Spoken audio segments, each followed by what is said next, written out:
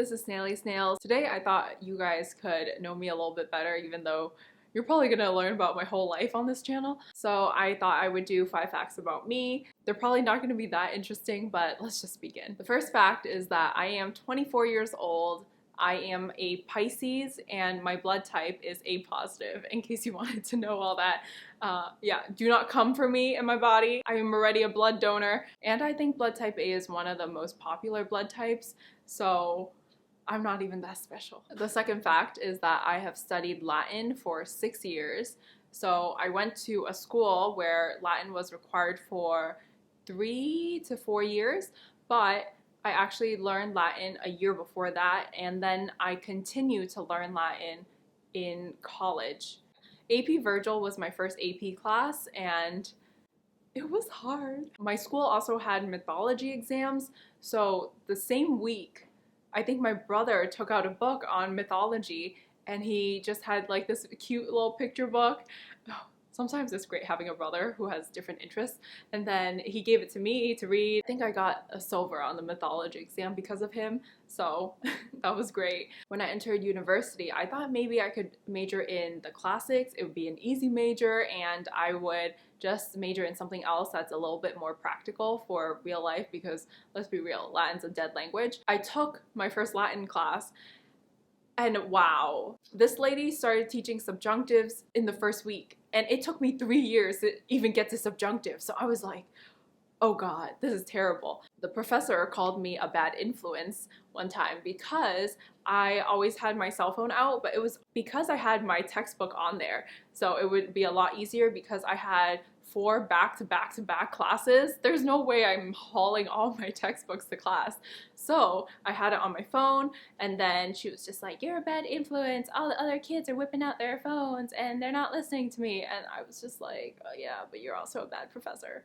So I got an A in Latin 10, and I decided, yeah, Latin isn't going to be for me. The next fact about me is that I was in choir for 6 years, 8 if you include elementary school. I started off as an alto, which is like a lower register. And then once everyone hit puberty, that's when they started rearranging people because, you know, people's voices change. So then I became a soprano too. So it's not the highest soprano, like I can't hit some of the really high notes, but it's like close enough. And then my choir actually won gold at some sort of Massachusetts competition, and we performed at Symphony Hall where someone's phone went off and they were on stage. The choir teacher was not very happy that day.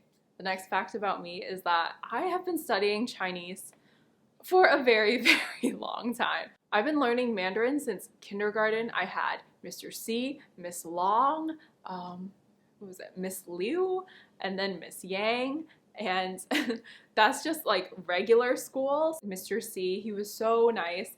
He created all these songs about like family members, the weather, and like fruits and vegetables. I remember every single class, it's like 今天的天气怎么样? And then it's always 马马虎虎. Boston weather just isn't that great. I felt like we kept learning the same things over and over again, and we were never learning anything new. So in my college, we went in intervals of 10. So I started off with 30, then 40, and then I think there was like a weird jump, and then I went to Chinese 105 or something. I joined a club in university called Chinese Table, so every week we would go there and speak Chinese with each other and just practice our Mandarin. They had this event with the other colleges nearby, and this event was actually at Empire Garden, which is one of the dim sum places that I mentioned. So when I walked in, all the tables are kind of full except the beginner table, and I was just like, you know what? I never want to feel pressured when I'm speaking Mandarin, so I always go a little bit easier than what I'm used to. And so I sat with the beginners, and then they were like, oh, what Chinese class are you in? And I'm like, oh, Chinese 105. And they're like, oh, you really are a beginner. Okay, okay. Because most colleges, they start at 101 or something. Yeah, I think it's like 100 or 101, and then it's like 200, 300, I don't know. So then we started talking, and then the girl stopped and was like, wow, your Mandarin's really good. Eventually, I think the professor came over. I was just like, what are you doing sitting here? And I'm like, oh, you know, they had more food. I don't think I took Mandarin all my years at university because the next classes that I could take were, I think, business Chinese, and even then all the international kids were struggling, and I was just like, yeah, maybe that's not for me. In terms of Chinese proficiency, I would say that I could ace all of Duolingo, but I couldn't hold a really good conversation and really express myself in Mandarin if I really had to. But I think I could probably get around.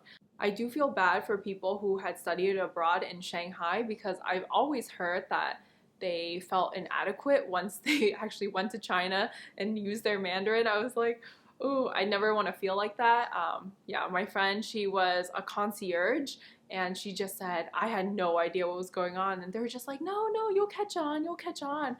But like, okay. And then the last fact about me is that I plan on retiring early. So there's this thing called financial independence, retire early. Yeah, I want to be a part of that. So my regular FIRE number is 1.2 million, and then my fat FIRE number is 2.25 million. It kind of just depends on where my life goes, and I kind of adjust that number accordingly. I think I could probably live decently comfortable with 1.2. So when I retire, I plan on having matching outfits with my dog, and the whale is going to work remotely, so that way he does not interfere with my travel plans. Depending on what my FIRE number ends up being, I'm either going to end up living in the south of France, Portugal, or just stay in the US. Alright, thank you so much for hanging out with me today, and I hope you got to know me a little bit better. I will see you next week. Bye!